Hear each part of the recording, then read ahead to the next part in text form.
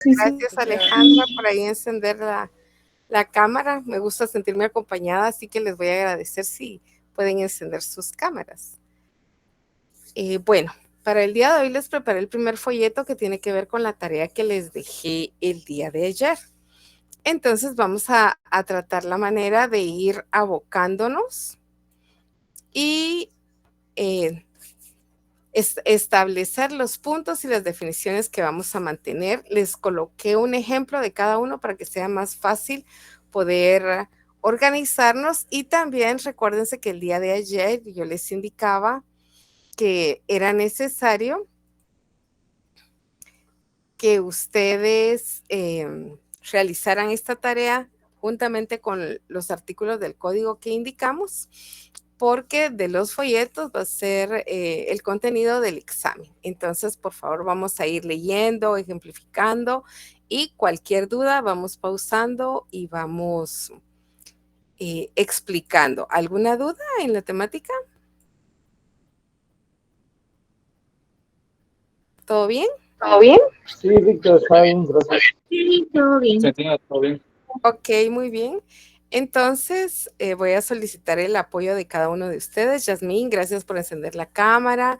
Willy, Alejandra, Edgar, Jeremías, estoy muy agradecida. Entonces, vamos a empezar con Yasmín. Este va a ser el tipo de folletos que voy a estar colocando por cada una de las unidades para que sea mucho más fácil poderlo visualizar, y se los voy a enviar al finalizar la clase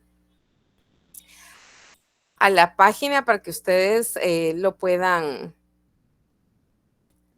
Vamos a ampliarlo un poquito más para que ustedes lo puedan visualizar, me puedan apoyar con la lectura. Y creo que ahí estamos bien, ¿les parece? Gracias, Sí. Bueno, licenciada. ya Estamos bien. ok. Ahí está, está claro. Gracias, gracias. Vamos entonces, Yasmín, por favor. Lectura de lo que es el patrimonio y la definición y las doctrinas que le voy a colocar acá. Ok. Patrimonio y bienes. Del patrimonio es el conjunto de bienes, créditos y derechos de una persona, deudas y obligaciones de índole económica. Tienen un valor económico y pueden ser objeto de transmisión. Definición. El patrimonio es la suma de todos los activos pasivos y pasivos que pertenecen a una persona individual o jurídica. Doctrinas. Una de las doctrinas es la teoría clásica o del patrimonio personalidad. Este sostiene que el patrimonio es inseparable de la persona. Cada individuo tiene un patrimonio que lo identifica y lo acompaña a lo largo de su vida. Un ciudadano tiene su casa, su auto y sus deudas. Todos forman parte de su patrimonio personal. Gracias, Yasmín. Vamos a dejarlo hasta acá. Entonces, vamos a entender por patrimonio todo el conjunto de bienes que puede tener cualquier persona, y eso incluye, cuando hablamos de bienes, muebles, inmuebles, toda la clasificación que ustedes ya leyeron, y establece créditos y derechos. Vamos a estar determinando estos créditos y estos derechos como todo lo que esté a favor de una persona específica, y todo lo que ella crea. Aquí incluimos las deudas, incluimos las obligaciones también de índole económico, porque para poder establecer el patrimonio es como que hiciéramos un balance de los activos y las obligaciones. Entonces tendríamos un patrimonio neto, pero el patrimonio en sí lo conforman todos los bienes y derechos y todas las deudas y obligaciones. ¿Hasta ahí estamos bien? Sí. Veamos entonces, muy bien, activo y pasivo que pertenece a una persona que puede ser individual o jurídica. ¿Cuál es la diferencia entre la persona individual y la persona jurídica, Jeremías?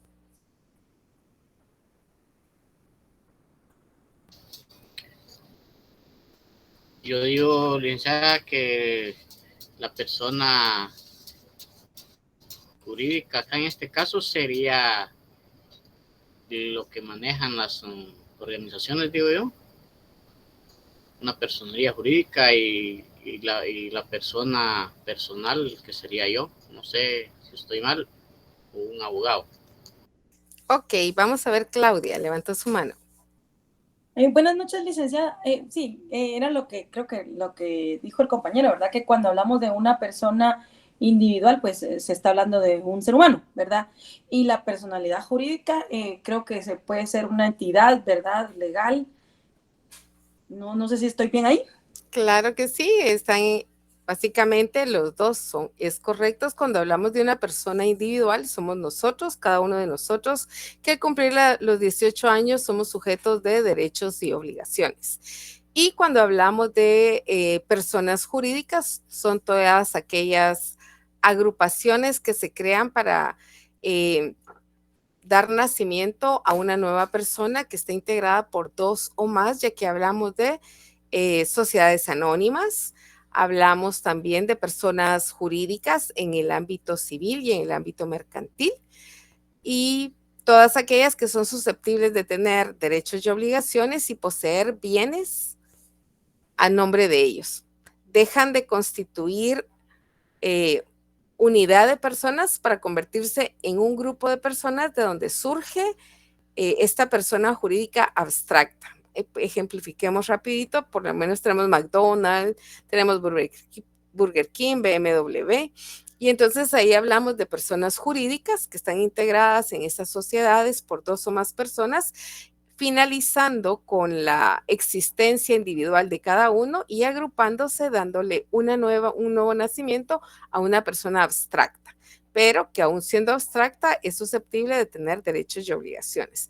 Por eso van a ver ustedes que las empresas tienen a su nombre vehículos, tienen a su nombre bienes muebles e inmuebles, y estos son los que utilizan en su diaria actividad. ¿Hasta ahí estamos bien? Continuamos entonces. Hablemos entonces de la primera doctrina, de la que nos leía Yasmín. Esta teoría clásica o del patrimonio o de la personalidad establece que los bienes son inseparables de las personas a quienes pertenecen. Por consiguiente, cuando hablamos de esta teoría clásica, establece que toda persona, sea individual o sea jurídica, va a tener bienes y obligaciones, y eso va a conformar el patrimonio que le pertenece. Veamos la segunda teoría. Siempre vamos a solicitarle a Yasmín. Sí, teoría número 2, la teoría moderna o del patrimonio afectación. Propone que el patrimonio puede estar afectado a un propósito específico, separando ciertos bienes para fines concretos. Una persona decide abrir una cafetería, para ello destina un local específico, muebles, máquinas de café y dinero en efectivo exclusivamente para este negocio. En este caso, los bienes y recursos que han destinado para la cafetería están afectados a la actividad comercial. Esto significa que esos activos no pueden ser utilizados para otros fines como gastos personales. Ok, muy bien. Veamos entonces lo que establece el patrimonio de la afectación. Indica que el patrimonio sigue siendo de la persona, sea esta individual, sea esta jurídica, pero que del mismo patrimonio puede destinar ciertos bienes para fines específicos. Y por ahí establece precisamente de una persona que gana, por ejemplo, 5,000 quetzales y destina mes a mes 1,000 quetzales a la cuenta de ahorro porque la tiene enfocada en viajar cada año. Entonces al final va a tener 12,000 quetzales y va a buscar un lugar al que pueda llegar o conocer por primera vez con esos 12,000 quetzales. Entonces está afectando esos bienes, ese patrimonio que tiene con un fin determinado. Igual las personas que crean una empresa, las personas que destinan ciertos bienes incluso para caridad pública. Entonces estamos estableciendo que cuando hablamos de esa teoría moderna o del patrimonio de la afectación, queda a juicio de cada una de las personas establecer el destino que le va a dar a las mismas. A ver, Catherine. Buenas noches, licenciada. Buenas noches. También esta teoría sostiene que el patrimonio puede dividirse o puede transferirse. De hecho, cuando hablamos de la división y la transmisión del patrimonio, no estaríamos hablando de la afectación, que podríamos destinarlo, por ejemplo, a un patrimonio para garantizar una deuda, como el tema de una hipoteca o una prenda. Esto también podría afectar el patrimonio, pero sigue siendo nuestro. En el momento en que nosotros dividimos el patrimonio y ya la totalidad del patrimonio no es nuestro, ahí estamos hablando de que ya no tenemos el 100% del patrimonio. Establezcamos o ejemplifiquemos, Catherine. Usted y yo somos copropietarias de un bien inmueble. Usted decide venderme a mí ese 50% del bien inmueble y tiene una necesidad, me lo da un poco más barato del precio normal, y cuando yo lo tengo a mi poder, ese patrimonio desaparece del suyo, ¿verdad? Entonces, cuando hablamos de la afectación, es el destino que le vamos a dar, pero siendo siempre patrimonio nuestro. ¿Sí? Gracias. Ok. Cualquier duda, vamos pausando y establecemos. Veamos entonces, por aquí les dejo una imagen: activo, todos los bienes y derechos; pasivo, deudas y obligaciones. Y eventualmente estas deudas y obligaciones ambos forman la totalidad del patrimonio. Edgar, adelante. Buenas noches, compañeros, licenciada. Dice que yo estaba, entre mis apuntes que tengo, dice que también puede ser una incomunidad ganancial dentro del matrimonio, el personal y el patrimonio conyugal. No sé si estoy bien. El patrimonio conyugal pertenece básicamente al matrimonio. Es uno de las formas en las que se crea un nuevo patrimonio que no es específicamente personal, sino pues es de ambos. Entonces, cuando un bien es de ambos, dentro del activo, dentro del patrimonio personal, vamos a encontrar que es el 50% de un bien que compraron, entonces un 50% pertenece al patrimonio individual de la persona. Gracias, licenciada. ¿Alguien más? Bueno, hasta Emanuel. Buenas noches, licenciada. Yo sí tengo una duda en cuanto a la diferenciación de la teoría clásica con la moderna. Lo que logro entender es que en la moderna destinamos entonces nuestro patrimonio o parte de nuestro patrimonio a una parte en específica, y en la clásica no hay destino, o sea, todo el patrimonio es nuestro, por así decirlo. De hecho, en ambas, vamos a regresar, y en ambas corrientes o en ambas teorías, el patrimonio pertenece a la persona. Lo único es que cuando habla del enfoque de la teoría clásica, habla que el patrimonio es personal. Entonces, todo lo que una persona tiene le va a pertenecer a él mientras no tome alguna decisión de cambio, de enajenación o de las diferentes figuras traslativas de dominio. Y la teoría moderna establece que de ese patrimonio que pertenece a una persona puede destinar una parte para un fin específico. Y entonces, por ejemplo, yo tengo que organizar mi presupuesto y tengo 12,000 quetzales mensuales. En la teoría clásica, esos 12,000 quetzales son míos y yo puedo hacer con ellos lo que quiera. En la teoría moderna, como a mí me gusta viajar, destino 2,000 quetzales mensuales para mi próximo viaje, y entonces en esta teoría moderna, mi patrimonio de 12,000 se convierte en 10,000, porque esos 2,000 quetzales que yo voy a ahorrar siguen siendo míos, pero no los puedo tocar, porque están destinados para algo específico. No sé si eso le aclara un poco más. Sí, licenciada, bastante. Muchas gracias. Ok, muy bien. Veamos, por aquí tenía un mensaje, implica Marlon. Establece que si el matrimonio puede considerarse como una persona jurídica, no. El matrimonio es una institución social por la que un hombre y una mujer se unen con los fines que están establecidos en el Código Civil. No es una persona jurídica. Indiqué que la persona jurídica es un conglomerado de 2 o más personas que eventualmente deciden crear una figura abstracta. Y entonces ahí hablábamos, por ejemplo, las sociedades.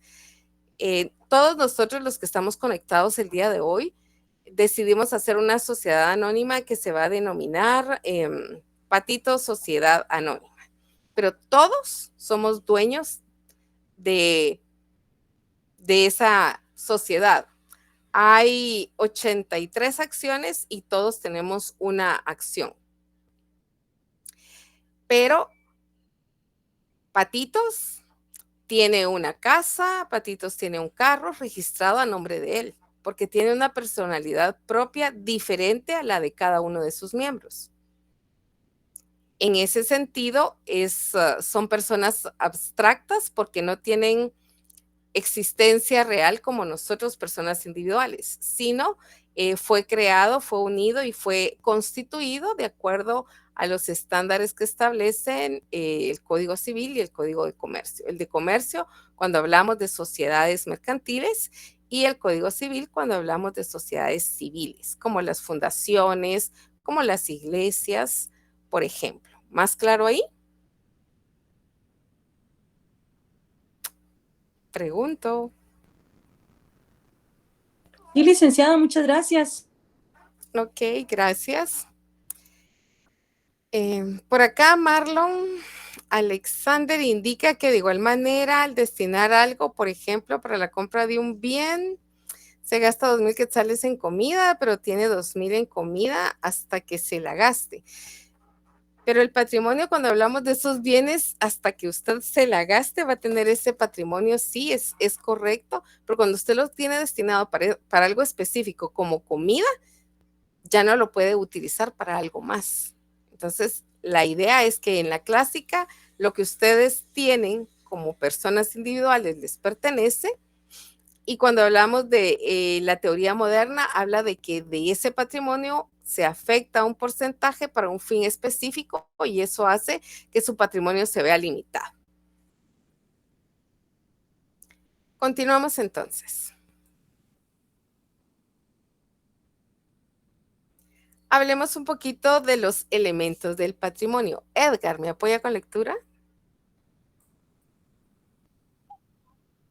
Como se usa, licenciada, elementos del patrimonio, derechos reales.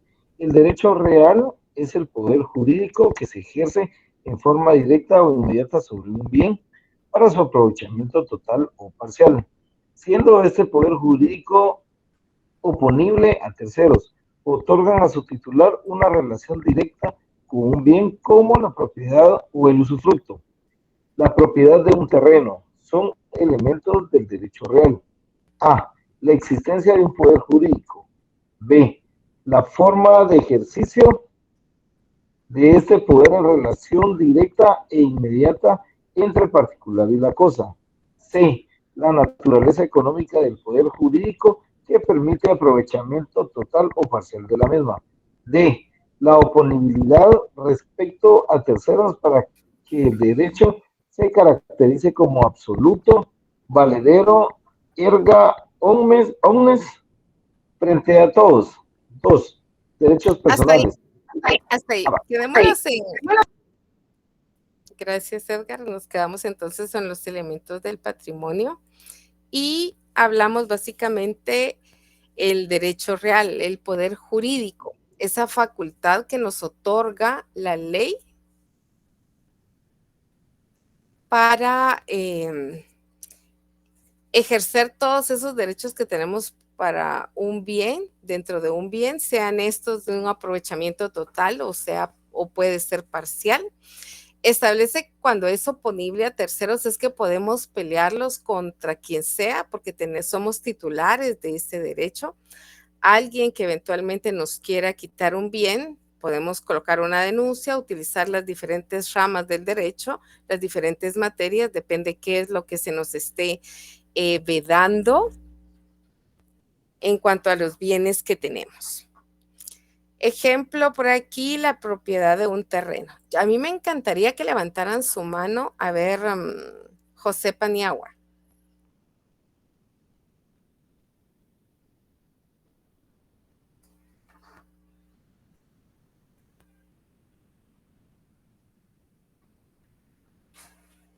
A ver, José, me gustaría que se pronunciara.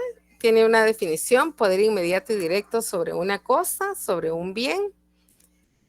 Ese elemento, ese derecho real. Y primero, la existencia, veamos como elementos específicos, la existencia de ese poder jurídico. Entonces, ese derecho es ese derecho que nos asiste, que es inmediato y que podemos tener sobre cualquier bien. Después tenemos la forma del ejercicio de ese poder en relación directa o inmediata entre nosotros, las personas y las cosas. Por ejemplo, podríamos ser beneficiados, nos pueden entregar una herencia y entonces ahí tendríamos básicamente la forma en que ese bien llegó a nosotros. Vamos a darnos cuenta que cuando nosotros podemos tener la libre disposición, uso, goce, disfrute de algo, pues existe ese poder jurídico sobre esos bienes. Establece también la naturaleza económica que permite el aprovechamiento total o parcial de la misma. Veamos entonces, ¿ustedes creen que el usufructo podría ser parte de un patrimonio? ¿Sí o no y por qué? Yo opino que no, licenciada, porque el usufructo es el uso o disfrute de algo que no es nuestro y el patrimonio es 100% nuestro. Ok, muy bien. Pero veamos lo que el usufructo. Edgar, por favor, puede apagar su micrófono. Gracias. Veamos lo que el usufructo permite. El usufructo permite el aprovechamiento de los bienes y las cosas. Si yo tengo un usufructo, un bien inmueble, y eso me permite de generar una renta de 1,000 quetzales, esos 1,000 quetzales pertenecen a mi patrimonio. Entonces, la idea es que estos bienes, la casa no es mía, no forma parte del patrimonio, pero el usufructo que tengo sobre ese bien inmueble me genera a mí un ingreso que sí forma parte de mi patrimonio. Entonces nos vamos a dar cuenta que cuando hablamos que el patrimonio precisamente son todos los bienes y derechos, el usufructo es un derecho que yo tengo sobre un bien que le pertenece a otra persona. ¿Estamos bien? Necesito que se vayan familiarizando con estas figuras. Licenciada, perdone la interrupción. Entonces, A ver, respondiendo a la pregunta que usted decía sobre si el usufructo podría ser parte de un patrimonio, entonces la respuesta es sí, ¿verdad? Ya con esta explicación que usted nos brindó. Correcto, porque el usufructo es un derecho y el patrimonio está formado por bienes y derechos y obligaciones y deudas. ¿Sí? Gracias. Muy bien. Suseli, creo que... Bueno, tenemos después el tema de la oponibilidad respecto a terceros y básicamente es que es valedero erga omnes. Esto quiere decir que nadie nos puede quitar el derecho que nos corresponde y que lo podemos pelear contra terceros. Por ahí si hablamos de bienes muebles, la entrega de cosas, si hablamos de bienes inmuebles, los diferentes procesos que se ven en el derecho civil para la obtención de restitución de bienes inmuebles en caso de que alguna persona haya querido anómalamente apropiarse de estos mismos. Y veamos entonces, ya tenemos el derecho real, ese poder jurídico que tiene esos elementos específicos. Veamos ahora los derechos personales. Continuamos, Edgar, por favor. Está bien, licenciada. Derechos personales. El derecho personal, la escuela clásica, no encuentra ninguna de las características señaladas. Define el derecho de crédito o personal como la relación jurídica que otorga al acreedor la facultad de exigir del deudor una prestación o una abstención del carácter patrimonial o moral son derechos que permiten a una persona exigir a otra el cumplimiento de una obligación. Un contrato de alquiler que obliga al arrendamiento a pagar rentas. ¿Hasta ahí, licenciado? Sí, hasta ahí, gracias. José Paniagua, adelante. Buenas noches, licenciada. Buenas Yo noches. tengo una definición de derechos personales, que es facultad que tiene una persona como sujeto activo o acreedor de exigir a otra persona como sujeto pasivo el cumplimiento de una obligación que está ella contraído con ella. Ok, muy bien. Expliquemos cada uno de esos elementos, José.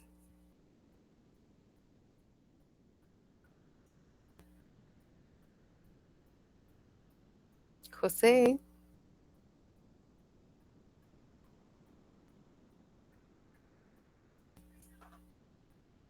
Ok, no tenemos a José, sigue con su mano. Considero que tuvo problema con su micrófono.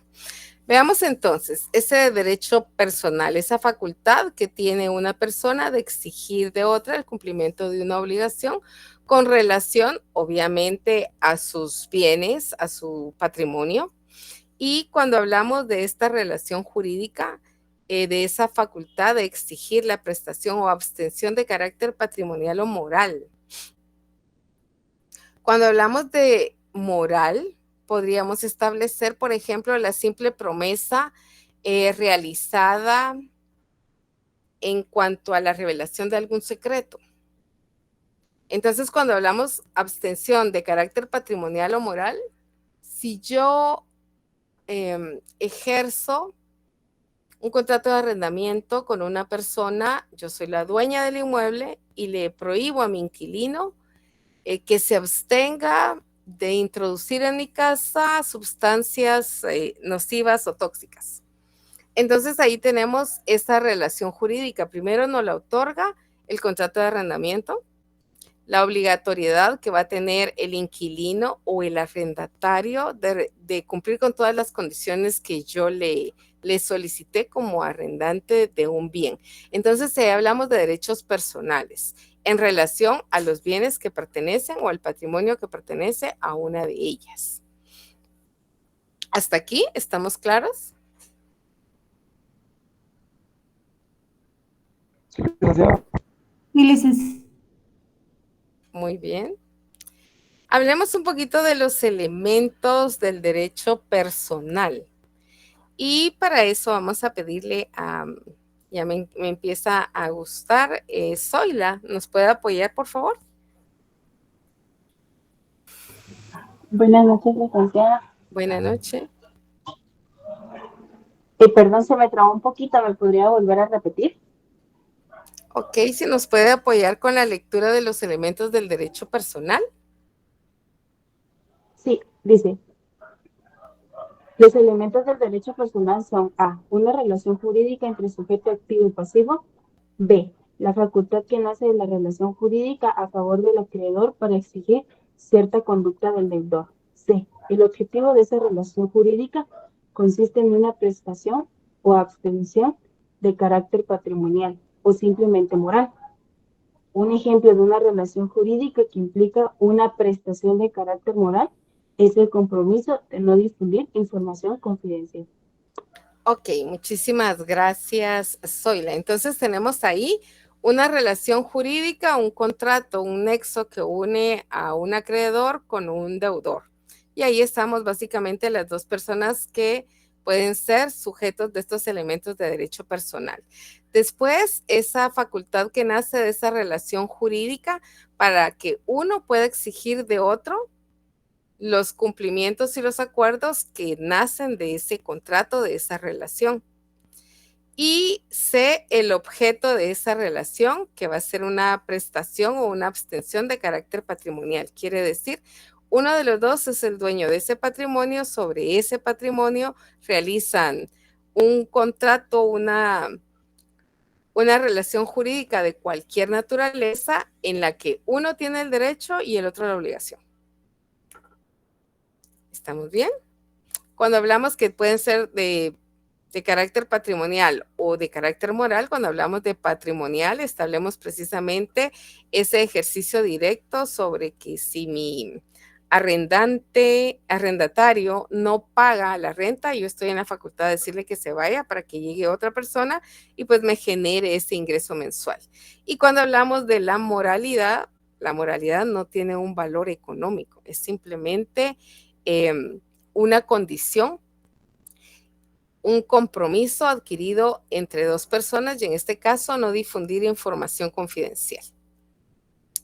Vamos entonces, hablemos de la preferencia en el derecho real que se rige por dos principios específicos. Vamos a solicitarle a Willy. Willy, ¿lo tenemos con nosotros? Sí, licenciada, dígame.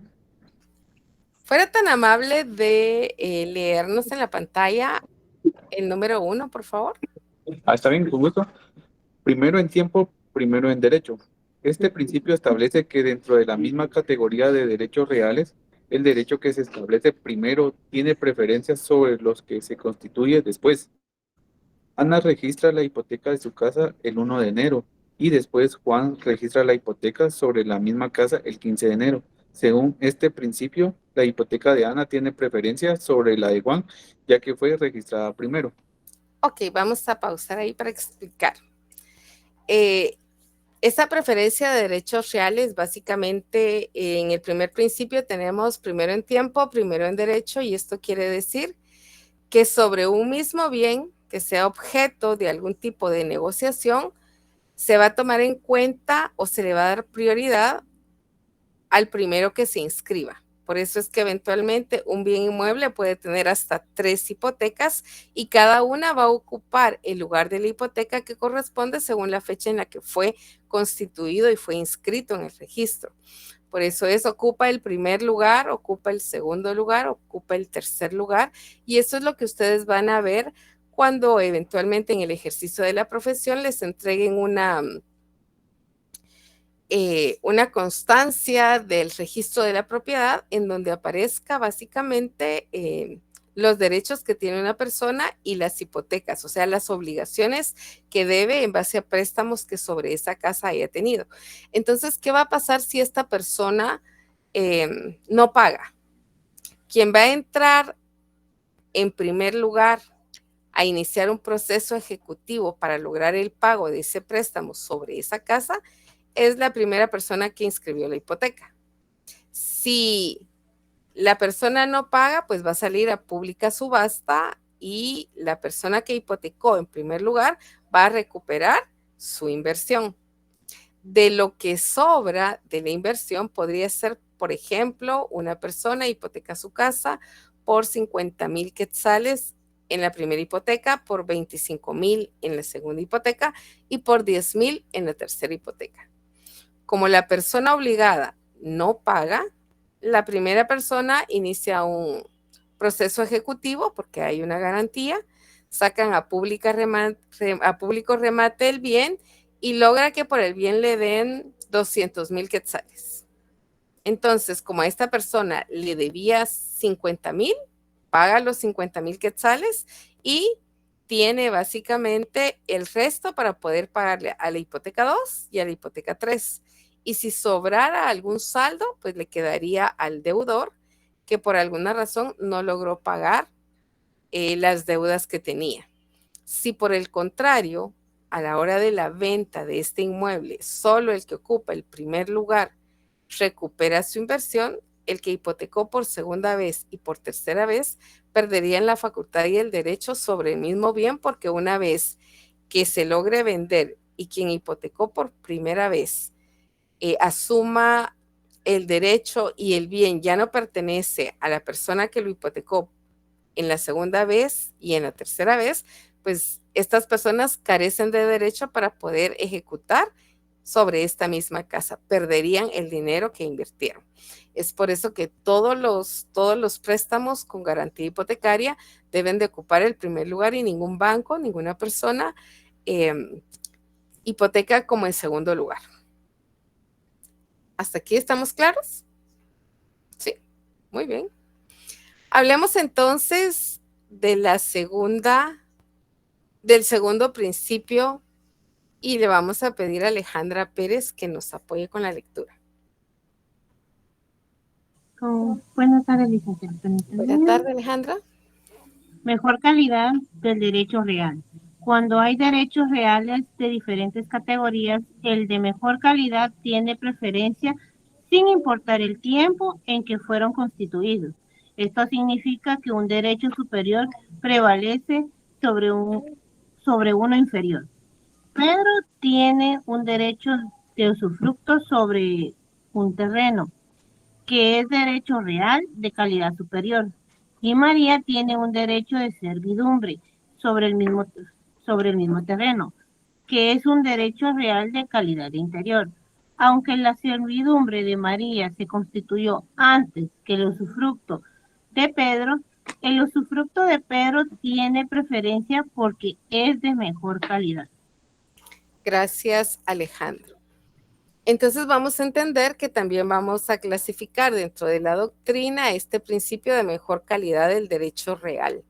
Y aquí es que dependiendo del tipo de derecho que hay sobre los bienes, entonces se va a determinar cuál prevalece por grado de importancia sobre un inferior. Si hablamos de un usufructo y de una servidumbre, si esta servidumbre es de paso, por ejemplo, se establece que tiene más importancia el usufructo de ese bien, tomando en cuenta que la servidumbre, al ser constituida sobre un bien inmueble, va a dar un derecho de paso entre dos predios, un sirviente y un dominante.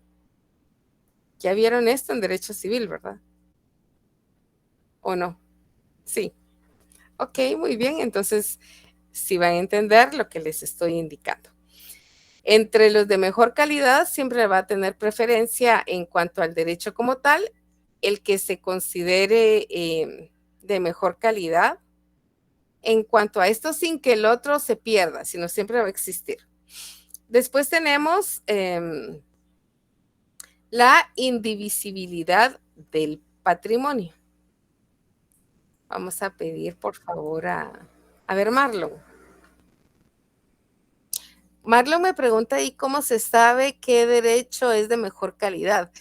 Dependerá del tipo de anotaciones y de los tipos de derecho que se hagan valer, porque una servidumbre no podría pesar más que un usufructo porque caen sobre los mismos bienes, y la servidumbre es constituida como algo necesario en función de las personas que transitan por el lugar. Si hablamos de una servidumbre de paso, por ejemplo.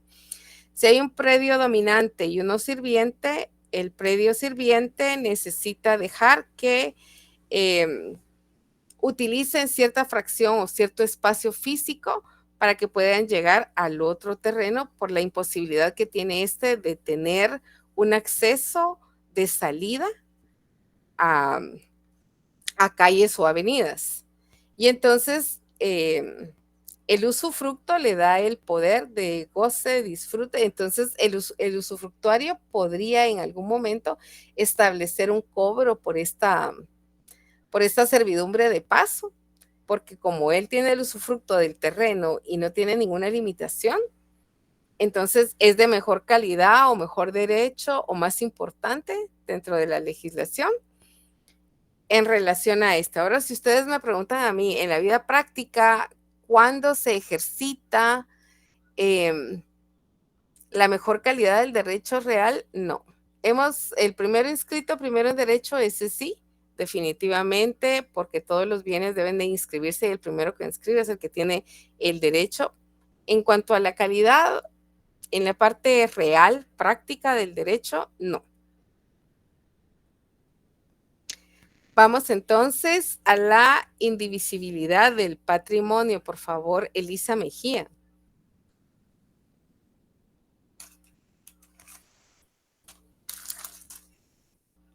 No tenemos a Elisa. ¿Estuardo Lemos?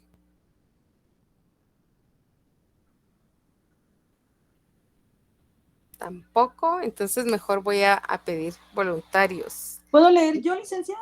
Gracias, Elisa.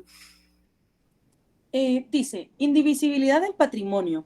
Significa que cada persona tiene un solo patrimonio que incluye todos sus derechos y obligaciones. No puede tener múltiples patrimonios separados. Este patrimonio se considera una unidad, es decir, todos los bienes y deudas de una persona están agrupados y vinculados a esa persona.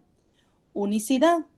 Cada persona tiene un solo patrimonio que abarca todos sus bienes y obligaciones.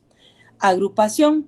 Todos los derechos y deudas de una persona se agrupan creando un todo que representa su situación económica y legal. Excepciones. Aunque la indivisibilidad es la regla, hay excepciones en casos como patrimonios familiares o mercantiles, donde se pueden gestionar masas de bienes de manera autónoma. Supongamos que Laura tiene una casa, un coche y deudas de tarjeta de crédito. Todo esto forma parte de su patrimonio único. Si Laura intenta vender su coche para pagar sus deudas, no puede hacer esto de manera aislada. Su patrimonio, que incluye todos sus bienes y deudas, se considera en conjunto. Situación de excepción. Si Laura forma una empresa y decide que los bienes de la empresa, como el local y el equipo, estarán separados de su patrimonio personal, esto no significa que tenga dos patrimonios. La empresa puede tener una masa autónoma de bienes, pero legalmente Laura sigue teniendo un solo patrimonio. La indivisibilidad del patrimonio asegura que los derechos y obligaciones de una persona se gestionen como un todo, facilitando la administración de su situación económica y legal. Aunque hay excepciones, el principio fundamental es que cada persona debe tener un solo patrimonio. Gracias por la lectura. Bueno, entonces hablemos de la indivisibilidad. Lo que nos habla es que todos los bienes y derechos forman un solo patrimonio que corresponde a una sola persona. Que dentro de las excepciones se pueden utilizar cierto patrimonio para constituirlos como el patrimonio familiar.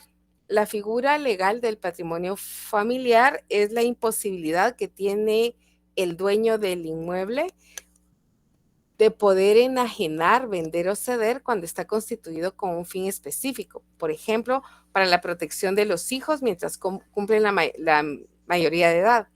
Entonces, cuando se constituye un patrimonio familiar, uno de los bienes, en este caso de los padres, del padre o de la madre, es destinado para cobertura de la misma familia y de sus hijos hasta que cumplan la mayoría de edad. Por eso se constituye por un plazo no menor de 25 años. Así lo establece la ley. Sigue siendo su patrimonio, pero no puede utilizarlo por esa excepción, porque sobre él recae una figura de cuidado. Hablemos un poquito de la subrogación y apoyo con lectura. ¿Ninguno? Es la posibilidad. Es la posibilidad. Levantemos la mano, por favor, gracias. A ver, Andrea, adelante.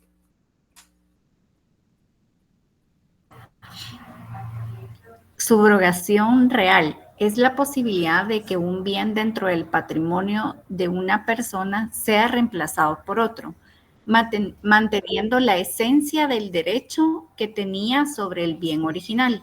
Es decir, cuando un bien es sustituido, el nuevo bien toma el lugar del anterior en el patrimonio. Juan tiene un carro que adquirió por 25,000. Luego decide vender este carro y con el dinero obtenido comprar una moto por la misma cantidad. Aquí la subrogación real se aplica porque la moto sustituye al carro en el patrimonio de Juan. Aunque físicamente el carro ya no está, el derecho de propiedad de Juan se ha trasladado a la moto. En términos patrimoniales, Juan sigue teniendo un bien de igual valor y los derechos y obligaciones asociados a su patrimonio se mantienen intactos. La moto ahora ocupa el lugar del carro en su patrimonio. Gracias, Andrea.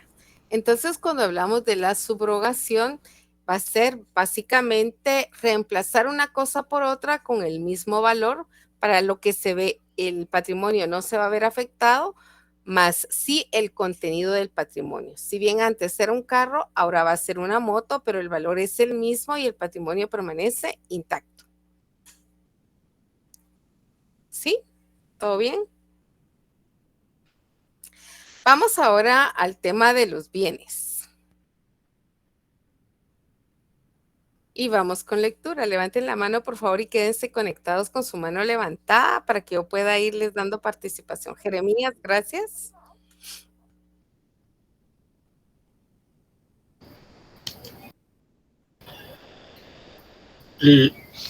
Dos, los bienes. A, definición.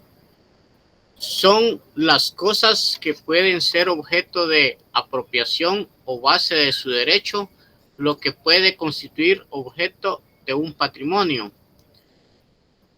Siguiente punto, son cosas materiales o inmateriales que pueden ser objeto de propiedad y que tienen un valor económico, pueden ser utilizados, consumidos y disfrutados por las personas.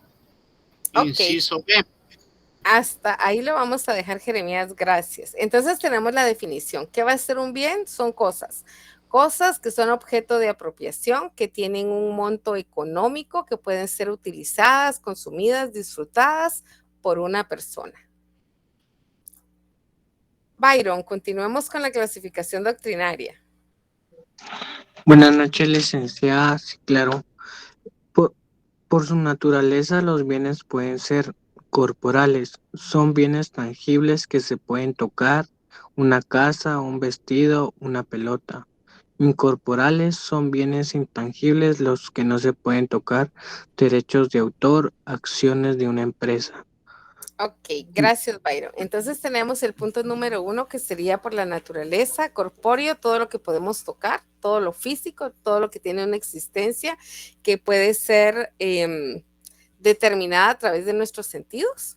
Y los incorpóreos, que son intangibles, o sea, que no tienen existencia propia, por ahí derechos de autor, de propiedad intelectual. Vamos a ver, por acá Nehemías me está preguntando si con el tema de la subrogación puede cambiar un bien por otro siempre que sea del mismo valor. Es correcto, uno sustituye al otro, entonces los bienes siguen siendo los mismos si no hay afectación de patrimonio. Pueden ser de diferente especie, pero del mismo valor. Porque si no, el patrimonio se ve afectado y si tenía 10,000 quetzales y vendí un carro que me costó 5,000 para comprar uno de 10,000, entonces se ve afectado el patrimonio y no hay subrogación de uno por otro bajo el mismo valor.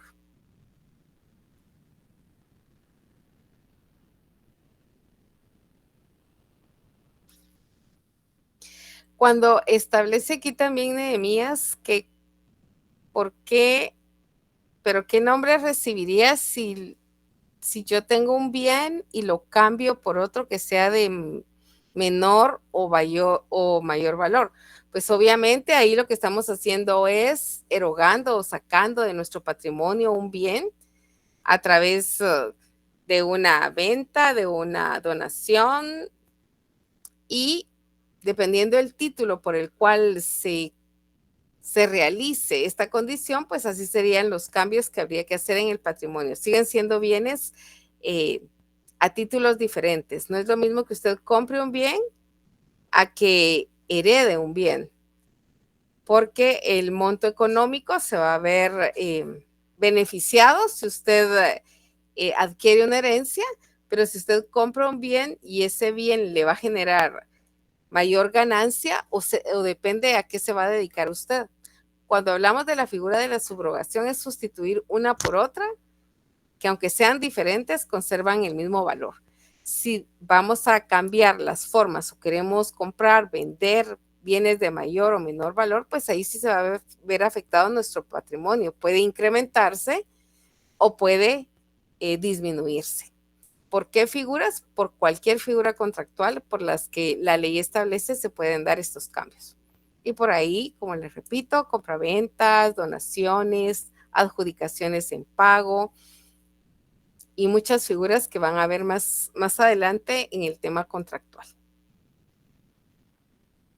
La compensación, eso es por parte del derecho de obligaciones. Y cuando hablamos de esa compensación, Jeremías por aquí me está en el tema de la compensación, son otras figuras que vamos a ir viendo en el tema de derecho de obligaciones, pero nos interesa establecer lo que el programa nos indica y hacerlo mucho más concreto, porque si no, de cada uno de estos hay más subtemas que podemos ver, pero el tiempo no nos va a dar.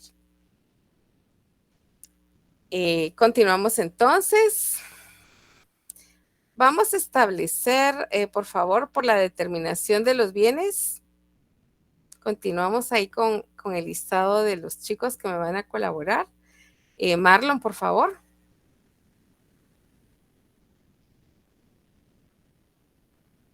Marlon, Alexander López Girón. Sí, aquí estoy, licenciada, me escucha. Gracias, sí. Entonces, por su determinación, los bienes pueden ser específicos, bienes que tienen características únicas, un cuadro de un artista específico, o genéricos, bienes que son intercambiables y no tienen características únicas, un saco de arroz. ¿Continúo, licenciada? Sí, por favor.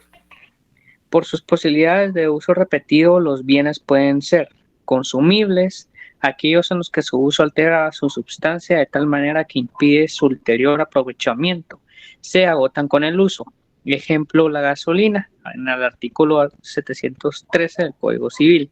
Y no consumibles, aquellos en los cuales, a pesar del uso que de ellos se hace, mantienen su naturaleza intacta, pueden usarse repetidamente sin agotarse. Ejemplo, las máquinas, también en el artículo 713 del Código Civil. Por su posibilidad de sustitución, los bienes pueden ser fungibles, aquellos que por no tener una individualidad propia y determinada pueden ser sustituidos por otros de su mismo género, pueden ser reemplazados por otros de la misma especie. Ejemplo, el dinero, los cereales, artículo 454 del Código Civil. Y no fungibles, los que teniendo una individualidad propia, precisa y concreta no pueden ser representados o sustituidos por otros. Son únicos y no pueden ser reemplazados. Ejemplo, una obra de arte original, la Gioconda, artículo 454 del Código Civil. Por la posibilidad de fraccionamiento, los bienes pueden ser divisibles, aquellos que pueden dividirse en partes sin detrimento de su naturaleza, pueden ser divididos sin perder su valor. Ejemplo, una finca rústica o un terreno, e indivisibles, aquellos que no pueden dividirse porque aquello produciría menoscabo en su uso y naturaleza y no se pueden dividir sin perder su valor. Ejemplo, una casa o un cronómetro. Gracias, Marlon. Continuamos, por favor, Emanuel. Muy bien, licenciado. 5, ¿verdad? 6. 6, perdón. 6. Por su existencia en el espacio y posibilidad del desplazamiento, los bienes se dividen en inmuebles o raíces. Son aquellos que no pueden trasladarse de un punto a otro. Artículo 442 del Código Civil. Los bienes inmuebles o raíces se dividen en inmuebles por su naturaleza, suelo y subsuelo, artículo 445, inmuebles por incorporación, los que se hayan unido al suelo de una manera permanente, por ejemplo, edificios o árboles, artículo 447, inmuebles por destino, los que siendo muebles están al servicio de un fondo, ejemplo, semovientes, cuando están al servicio de una finca, artículo 455, inmuebles por analogía, bienes incorpóreos que por constituir derechos sobre bienes inmuebles se asimilan a estos, por ejemplo, una hipoteca, artículo 446, y bienes muebles, artículo 451 del Código Civil, son aquellos que son susceptibles para trasladarse de un punto a otro sin menoscabo de su naturaleza. Por ejemplo, mobiliario de oficina. Ok, muy bien, gracias. Vamos a establecer que el Código Civil establece las diferentes formas en los que lo que parece ser un bien mueble se va a establecer o se va a determinar como bien inmueble, así que les recomiendo la lectura de estos artículos. Continuamos entonces, Willy, por favor. Con gusto, licenciada. Número 7. Por su constitución y contenido de los bienes pueden ser singulares, que son comprensivos de los simples y los compuestos. Los primeros son aquellos constituidos por un todo orgánico, ejemplo, un caballo; los segundos integrados por la fusión de varios simples, ejemplo, un motor.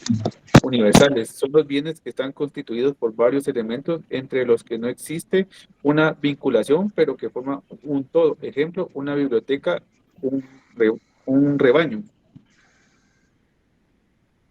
No sé si sigo. Sí, por favor, Willy.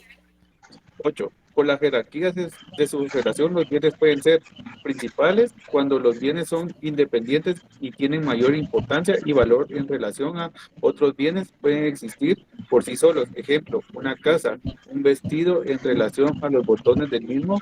Artículos 687 y 691 del Código Civil. Accesorios, cuando los bienes dependen de uno principal y su existencia está condicionada a la existencia principal. Ejemplo, el garaje de la casa. Artículos 688, 692 y 449 del Código Civil. Gracias, Willy. Entonces ahí tenemos diferentes clases por las que eventualmente, vean chicos, ya son la hora, ya son las 8. Tenemos por su existencia en el tiempo los presentes y los futuros. Los presentes van a ser todos aquellos que tenemos. Marlon, voy a agradecer que me apague el micrófono, por favor. Gracias. Futuros, cuando se necesite generar estos mismos bienes a futuro, y aquí hablamos de las cosechas, de la herencia, son bienes que vamos a tener a nuestro nombre a un futuro específico. Por la susceptibilidad del tráfico de los bienes, pueden ser dentro del comercio y fuera del comercio. Y habla básicamente del tráfico mercantil, son de comercio todos los productos que hay en una tienda, por ejemplo, y fuera del comercio los bienes que son también de uso público, como los parques y todos aquellos que no se pueden vender y que la misma ley prohíbe. Y por el carácter a la pertenencia de los bienes, ahí vamos a establecer los bienes de dominio público y los bienes de dominio privado o de propiedad privada. Los de dominio público son los que pertenecen al Estado a través de sus diferentes entidades descentralizadas y autónomas, y de la propiedad privada, los que pertenecen a los particulares de conformidad con las formas establecidas en la ley. Estuardo. Licenciada, ¿Pregunta o participación? Era pues idea de los dos, no había problema. A ver, vamos con la pregunta. Ayer le comenté acerca de la asignación y usted me comentó que el compañero iba a enviar un video. El video no fue enviado para ver qué pasos a seguir nos faltan para completar la asignación únicamente. Ok. Tenemos ahí a Jonathan. Jonathan, ¿está usted por acá? Buenas noches, licenciada. Fíjese que estoy viendo lo del video, pero pregunté por algo que tal vez fuera más rápido. No sé si pueden ver su asignación en e-cursos. Ahí le aparece la asignación definitiva a la clínica, bueno, perdón, a la escuela. Gracias, Jonathan. Entonces tendrían que entrar a cursos y tienen que tener asignados a su nombre el curso de vacaciones para poder determinar que efectivamente están inscritos. ¿Es correcto, Jonathan? Así es, licenciada. Igualmente sí estoy viendo lo del tema del video, porque no hay mucha gente que tenga esa información ahorita a la mano. Bueno, pero para hacer el video, pero para una confirmación simple y sencilla, sí es meterse a la modalidad de cursos. Le aparece a uno en cursos asignados y le aparece a uno la escuela. Ok, muy bien. Vamos a tratar la manera de apoyarles con eso, pero si todos nos apoyan entrando a la página, verificando en e-cursos que ustedes aparezcan o que les aparezcan a ustedes esos cursos, entonces creo que estaríamos bien ahí. Willy, ¿está levantando su mano? Perdón, licenciado. Ok. Jeremías, ¿algo más?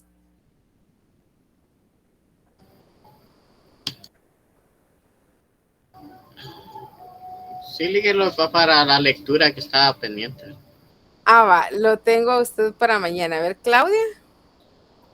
Buenas noches, licenciada. Solo para recordar, sí, este archivo que está compartiendo, sí lo va a pasar por Classroom, dijo, ¿verdad? Sí, lo voy a colocar ahorita que termine la clase. Lo voy a mandar para que ustedes lo tengan. Gracias. Ok, muy bien. Bueno, entonces tenemos en la Gracias, literal... Ok, muy bien.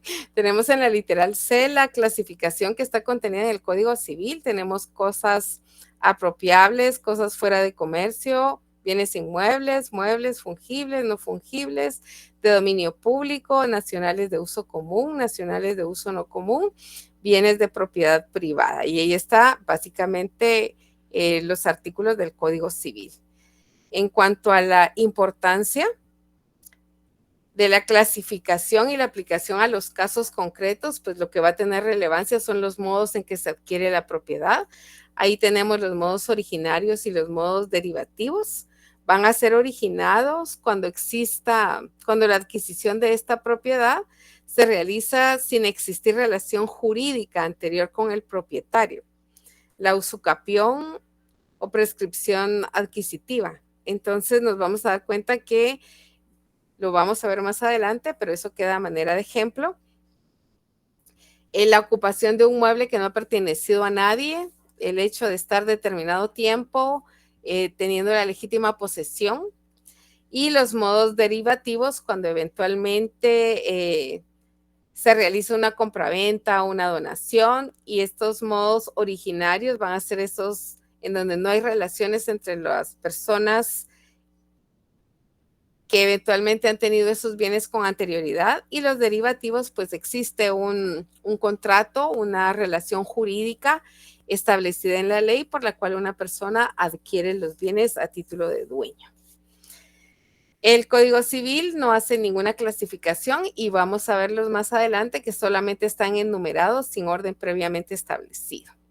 Y les dejo por acá a mí me encanta mucho colocar siempre mensajitos, frases, y aquí dice: la única cosa que cae del cielo es la lluvia. Si quieres algo, haz que suceda. Entiendo que están cansados, que vienen de trabajar, pero creo que el gran esfuerzo que están haciendo va a tener su recompensa, porque para llegar a cumplir su meta, pues tienen que esforzarse. Para el día de mañana tenemos los siguientes temas para que ustedes puedan compartirlos, y nos vamos a ir básicamente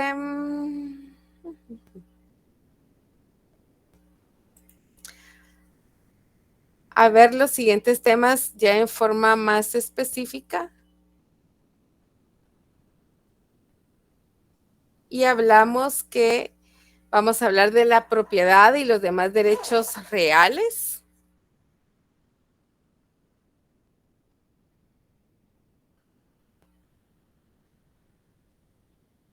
En esa les voy a compartir ahorita, aquí está, aquí se lo estamos compartiendo. Entonces terminamos acá en el numeral 2, vamos a desarrollar el módulo 2. Y el numeral 4, que habla también de la propiedad. Para el día de mañana, la misma temática, ustedes van a leer, a desarrollar estos temas de forma general en el cuaderno. Yo les voy a pasar el folleto ya completo el día de mañana cuando lo analicemos. ¿Estamos bien? Artículos de los artículos 442 al 463, creo que esos fueron los que vimos ahorita. Dentro de esta misma clasificación vamos a extendernos un poquito para seguir analizando. Y después vamos a tener lo que les decía en el numeral 5, los modos de adquirir la propiedad. Y ahí están los originarios, los derivados, que los vamos a dar en forma más específica. Entonces, para el día de mañana vamos a realizar en el cuaderno. Recuérdense que yo no les dije que lo subieran, sino que lo realicen en el cuaderno, porque el día del examen voy a revisar las tareas que han hecho en el cuaderno. Entonces van a desarrollar el numeral 3 y el numeral 4 de la guía que ya tienen. Eso sería para mañana. Yo les paso ahorita, terminando con ustedes, a la plataforma el documento. Ya sí, Lucrecia, ya pasaron el enlace. Así que sería todo por este día, chicos. Que tengan una feliz noche, que descansen por ahí, hagan sus tareas, lean, porque ese es el futuro de nuestra carrera, la lectura. Así que espero que les haya gustado la clase y vamos a seguir teniendo esta forma de realizarla. Así que, por mi parte, muy buenas noches, que Dios me los bendiga y nos vemos mañana a la misma hora en el mismo enlace recurrente. Feliz noche.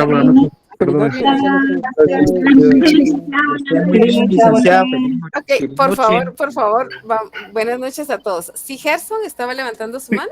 Solo perdone, ¿podrían compartir el enlace de la asistencia por WhatsApp? Ya está en la plataforma, en el mensaje. Ya, gracias. Okay, feliz noche, Lick. Feliz noche, Jeremías, que descanse. Feliz noche para todos. A tomar cafecito, coman rico y pónganse a leer. Gracias, Lick. Feliz noche a todos.